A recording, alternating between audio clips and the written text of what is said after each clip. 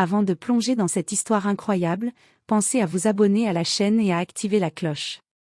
Ici, chaque récit a quelque chose à dire, et vous ne voudrez pas en manquer un seul.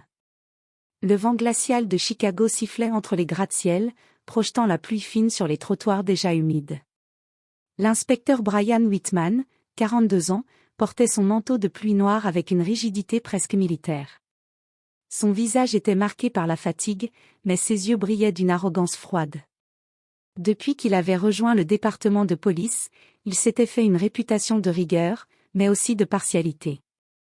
Il jugeait trop souvent les gens par leur apparence, et ce matin ne ferait pas l'exception.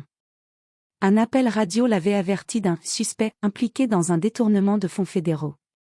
Les mots « homme noir » et « suspect sérieux » résonnaient dans son esprit, et sans réfléchir, il s'était précipité sur place. La prudence n'était jamais sa qualité première lorsqu'il pensait avoir affaire à quelqu'un qu'il pouvait juger inférieur. Arrivé à l'adresse signalée, un immeuble austère de bureaux, Whitman repéra immédiatement l'homme qui correspondait à la description, un homme noir, d'une trentaine d'années, portant un costume sombre parfaitement ajusté et un air qui ne laissait rien transparaître. Il n'y avait ni panique, ni agitation dans son comportement. Il s'avançait calmement, téléphone à la main, donnant l'impression d'être exactement là où il devait être. « Marcus Holloway », murmura Whitman à son collègue, comme pour se convaincre de son rôle de justicier. Whitman fit un pas en avant, badge en main. « Monsieur Holloway, vous êtes en état d'arrestation pour fraude fédérale. » Marcus leva les yeux, surpris mais maître de lui. Il n'y eut ni cri, ni panique. Seulement un regard direct, pénétrant, qui fit vaciller la certitude de Whitman. Il y avait dans cet homme quelque chose que Whitman ne pouvait comprendre, une dignité naturelle, un calme irréprochable et une autorité silencieuse. Malgré ce malaise naissant, Whitman persista. Les menottes claquèrent autour des poignets de Marcus, et il le conduisit vers sa voiture de patrouille. Les passants observaient, intrigués par l'arrestation.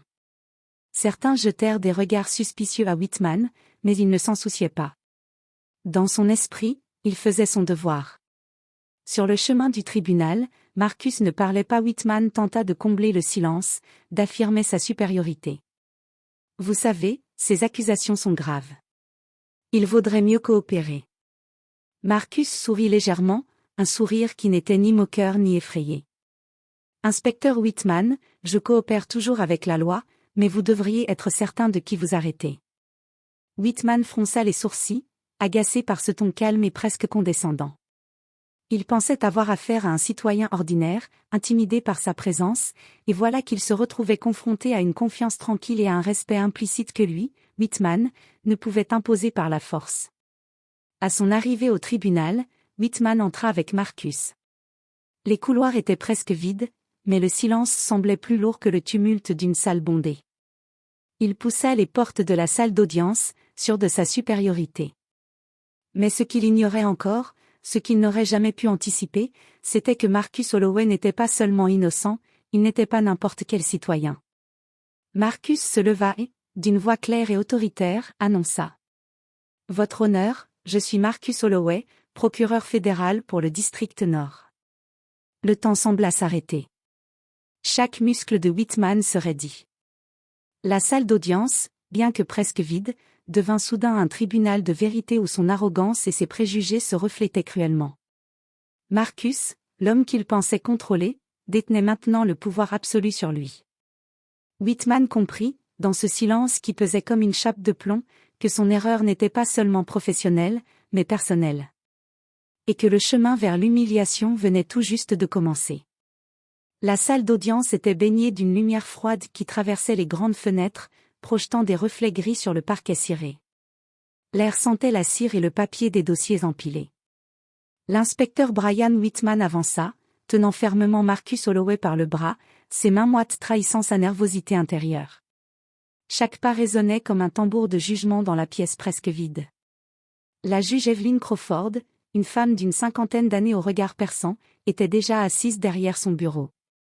Elle leva les yeux vers Whitman, et son simple regard suffit à le faire hésiter. Whitman n'était pas habitué à ce que son autorité soit mise en question. « Inspecteur Whitman, dit-elle d'une voix ferme mais mesurée, pouvez-vous m'expliquer pourquoi vous avez arrêté ce monsieur ? Whitman, le visage crispé, tenta de rester sur un ton dominateur. Votre honneur, nous avons reçu des informations concernant un détournement de fonds fédéraux. J'ai arrêté ce suspect afin de sécuriser l'enquête. Avant qu'il ne puisse finir, Marcus, d'une voix claire et posée, interrompit. Votre honneur, je suis Marcus Holloway, procureur fédéral pour le district Nord. Je supervise justement cette affaire dont vous parlez. Un silence glacial s'abattit sur la salle. Whitman sentit ses joues brûler et sa mâchoire se serrer. Il avait imaginé un citoyen effrayé, pas un homme qui pourrait le surpasser dans l'autorité et la connaissance de la loi. Inspecteur Whitman? Continua la juge Crawford avec une froide précision, vous avez arrêté un procureur fédéral en pleine fonction. Comment justifiez-vous cela?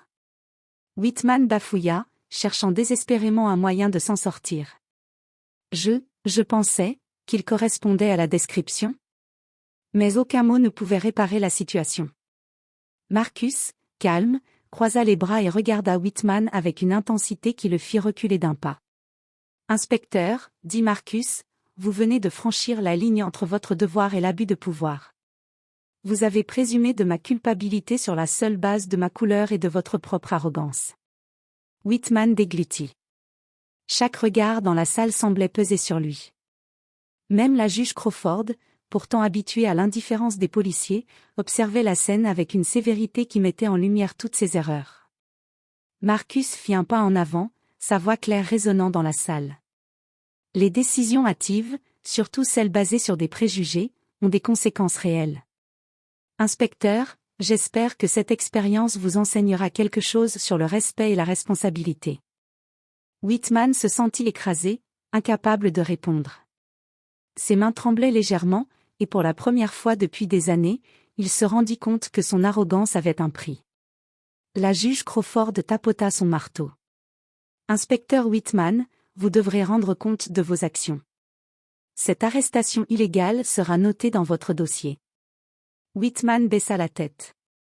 Le pouvoir, qu'il pensait posséder, s'était retourné contre lui. Marcus Holloway, l'homme qu'il croyait humilié et impuissant, était maintenant maître de la situation. Et pour Whitman, le véritable jugement ne faisait que commencer. Les jours suivants, l'affaire fit rapidement le tour du tribunal et du département de police. Whitman était devenu le centre de murmures, de regards désapprobateurs, pour certains, de rires étouffés. Son ego, autrefois inébranlable, vacillait sous le poids de sa propre erreur. Le jour de la première audience officielle, la salle du tribunal était bondée. Des journalistes étaient venus, intrigués par cette arrestation insolite. Même certains collègues de Whitman, qui autrefois l'avaient admiré pour sa rigueur, chuchotaient derrière son dos. Ils sentaient le jugement peser sur chaque centimètre de sa peau. Marcus Holloway entra avec assurance. Son costume sombre, parfaitement ajusté, et son attitude calme mais imposante firent instantanément taire les murmures. Les témoins et les membres du public se tournèrent vers lui avec un respect évident. Whitman, en revanche, se sentit soudain petit et vulnérable. La juge Crawford leva la main pour appeler l'ordre. Inspecteur Whitman, veuillez présenter vos excuses pour l'arrestation injustifiée de M. Holloway. Whitman s'éclaircit la gorge. Sa voix, tremblante malgré ses efforts pour paraître confiant, se fit entendre dans la salle. Je tiens à présenter mes excuses à M. Holloway et à la Cour pour cette erreur regrettable. Marcus croisa les bras, le regardant calmement, sans un mot. Chaque seconde où Whitman parlait semblait prolonger sa propre humiliation. Le procureur fédéral ne montrait ni colère, ni haine, seulement un calme implacable qui rendait Whitman encore plus vulnérable. Inspecteur, dit Marcus d'une voix mesurée mais glaciale, ce n'est pas seulement votre erreur qui est en cause ici. C'est l'abus de votre pouvoir et la présomption fondée sur des préjugés raciaux. Les conséquences de vos actions affectent la réputation de la police et la confiance du public dans la loi. Whitman sentit son visage devenir rouge. Les flashs des caméras crépitaient autour de lui, capturant chaque expression de honte. Il avait l'impression que le monde entier voyait son arrogance s'effondrer. La juge Crawford posa son marteau avec force. Inspecteur Whitman, vous serez suspendu et soumis à une rééducation obligatoire concernant les préjugés et le respect des droits civiques. Vous devrez également rédiger un rapport complet sur cette affaire et sur la manière dont vous avez géré votre autorité. Whitman hocha la tête, incapable de répondre. La salle entière le regardait, et chaque regard semblait lui dire « c'est ta faute ». Marcus, quant à lui, resta impeccable. Il sourit légèrement, non par moquerie, mais par dignité. Son calme et sa maîtrise de la situation amplifiaient la humiliation de Whitman. Dans ce tribunal, l'homme qui avait pensé exercer le pouvoir et l'autorité avait été renversé par celui qu'il croyait inférieur. Lorsque Whitman quitta la salle, les murmures continuaient derrière lui. Il savait qu'il venait de subir l'une des leçons les plus humbles de sa vie, que le pouvoir n'est rien sans respect et que les préjugés peuvent être la plus grande faiblesse d'un homme. Et Marcus, lui, sortit de la salle avec la tête haute, imposant le respect silencieux de tous, laissant derrière lui un Whitman qui n'oublierait jamais ce moment. Quelques jours après l'audience, le téléphone de Brian Whitman ne cessait de vibrer. Les messages de ses supérieurs étaient sévères, froids, et parfois humiliants. Même au sein de son propre département, ses collègues chuchotaient à son passage, échangeant des regards pleins de jugement ou de moquerie. Les mots « erreur »,« amateur » et « raciste » circulaient dans tous les bureaux. Whitman sentait son image, qu'il avait cultivée pendant des années, s'effondrer morceau par morceau. Le chef de police l'appela dans son bureau. Whitman entra, le visage fermé, mais il sut dès qu'il posa les yeux sur le chef que la situation était grave. « Whitman, dit le chef d'un ton glacial, vous avez mis la réputation de notre département en danger. Arrêter un procureur fédéral, sans preuve solide? C'est inacceptable. » Whitman baissa les yeux. Il avait l'habitude de donner des ordres, pas de les recevoir avec ce genre de reproches. « Chef, je pensais agir dans l'intérêt de la loi. » Le chef secoua la tête. « Vous avez agi avec arrogance et préjugés. Vos excuses publiques ne suffisent pas. Vous serez suspendu pendant 2 mois et suivi pour formation sur les préjugés raciaux et l'usage du pouvoir. » Whitman quitta le bureau, chaque pas lourd de honte. Il savait que cette suspension allait être discutée partout, dans le quartier, dans les médias, et dans la police elle-même. Il n'était plus l'homme en contrôle, mais l'homme humilié. Pendant ce temps, Marcus Holloway était partout dans la presse locale et fédérale. Les journalistes parlaient de sa dignité, de sa maîtrise de la situation et de son calme inébranlable. Chaque article soulignait l'erreur de Whitman, ses préjugés et son abus de pouvoir. Marcus, impeccablement habillé, restait calme et professionnel, répondant aux questions avec une précision et une autorité qui amplifiaient encore plus la chute de Whitman. Dans le quartier général de la police, Whitman passait ses journées à observer Marcus dans les journaux et à recevoir des appels de supérieurs mécontents. Chaque image de Marcus souriant et respecté était comme un coup supplémentaire à son ego meurtri. Même les collègues qui autrefois le respectaient maintenant l'évitaient, certains allant jusqu'à sourire discrètement en parlant de l'incident. Whitman comprit que sa réputation était brisée. Il n'avait plus d'autorité, plus de respect, et sa carrière était désormais marquée par l'erreur la plus humiliante de sa vie. Cette humiliation, cependant, allait être une leçon qu'il ne pourrait jamais oublier. Marcus, par son calme, sa dignité et sa maîtrise, avait transformé une arrestation injuste en un exemple de justice et de respect. Whitman avait cru posséder le pouvoir, mais c'était Marcus qui détenait désormais l'autorité morale et sociale. Et Whitman, pour la première fois de sa vie, se demanda s'il pourrait un jour regagner ne serait-ce qu'une fraction du respect qu'il avait perdu. 2 semaines plus tard, l'inspecteur Brian Whitman était toujours sous suspension. Il passait ses journées à réfléchir sur ses erreurs, incapable d'ignorer le poids de sa propre arrogance. Son bureau était vide, ses collègues l'évitaient, et chaque couloir qu'il traversait lui rappelait la chute de son prestige. Marcus Holloway, en revanche, continuait sa vie avec la même assurance calme et la même autorité imposante. Il avait non seulement gagné le respect de tous ceux présents dans le tribunal, mais également celui du public et de ses collègues.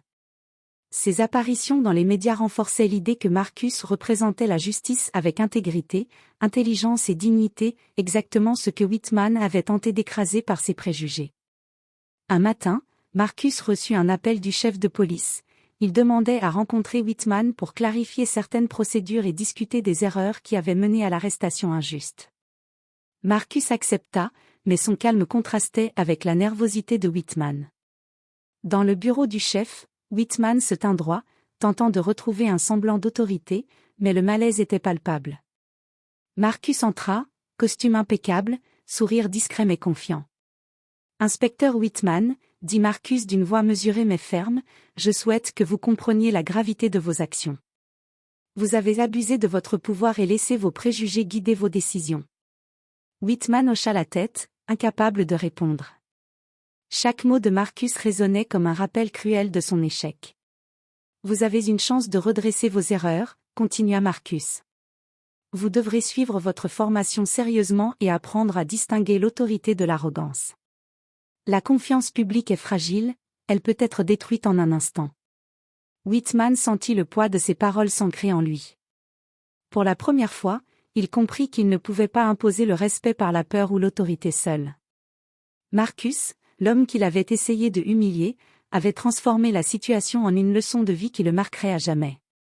Quelques mois plus tard, Whitman reprit le travail, changé mais pas encore totalement réformé. Il évitait les jugements hâtifs et essayait de traiter chaque suspect avec respect. Marcus, quant à lui, continua d'inspirer tous ceux qui le côtoyaient. Sa maîtrise, sa dignité et son intégrité restaient des exemples vivants de ce que signifie vraiment exercer la justice. Whitman avait appris la leçon de la manière la plus humiliante possible, mais il l'avait apprise, le pouvoir n'est rien sans respect, et les préjugés, aussi subtils soient-ils, peuvent ruiner une carrière et ternir une vie entière. Dans le silence du tribunal désormais vide, l'image de Marcus Holloway, calme et implacable, restait gravée dans son esprit, un rappel constant que la véritable autorité ne se mesure pas à la force, mais à la dignité et au courage de faire ce qui est juste. Et pour Whitman, cette leçon ne serait jamais oubliée.